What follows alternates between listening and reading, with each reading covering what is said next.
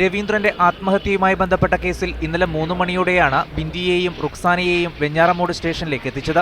പിന്നീട് എസ്പിയുടെ നേതൃത്വത്തിൽ പ്രതികളെ ചോദ്യം ചെയ്തിരുന്നു. ഈ ചോദ്യം ചെയ്യലിലാണ് പ്രതികൾ കുറ്റം സമ്മതിച്ചതെന്ന് പോലീസ് പറയുന്നു.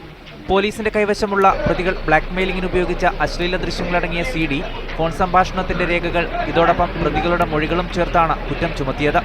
കൊച്ചി ബൈപ്പാസിലെ ഒരു ഹോട്ടലിൽ വെച്ച് രവീന്ദ്രനുമായി പ്രതികൾ കൂടിക്കാഴ്ച നടത്തിയതായും റിമാൻഡ് റിപ്പോർട്ടിലുണ്ട്. IPC 306, 388, 120 എന്നീ വകുപ്പുകൾ പ്രകാരം ആത്മഹത്യാ പ്രേരണ, ക്രിമിനൽ ഗൂഢാലോചന, ഭീഷണിപ്പെടുത്തി പണം അപഹരിക്കാനുള്ള ശ്രമം തുടങ്ങിയ കുറ്റങ്ങളാണ് പ്രതികൾക്കെതിരെ ചുമത്തിയത്. ഉച്ചയ്ക്ക് 2:30ഓടെയാണ് ബിന്ദിയെയും റുക്സാനയെയും നെടുമങ്ങാട് ജുഡീഷ്യൽ മജിസ്ട്രേറ്റ് കോടതിയിൽ എത്തിച്ചത്. പ്രതികളെ അത്യന്തം നാടകീയ രംഗങ്ങളോടെയാണ് കോടതിയിൽ എത്തിച്ചത്. പ്രതികളെ കാണാൻ വൻ ജനാവലിയാണ് കോടതിയിൽ തടിച്ചുകൂടിയത്. ഇവരുടെ തള്ളിക്കയറ്റം മൂലം സ്ഥലത്ത് നേരിയ സംഘർഷാവസ്ഥയുണ്ടായി. കോടതിയിൽ പ്രവേശിക്കുന്നതിനിടെ പ്രതികളിൽ ഒരാളായ റുക്സാന കുഴഞ്ഞു വീഴുകയും ചെയ്തു. തുടർന്ന് റുക്സാനയെ വീണ്ടും വൈദ്യപരിശോധനയ്ക്ക് വിധേയയാക്കാൻ മജിസ്ട്രേറ്റ് ആവശ്യപ്പെട്ടു.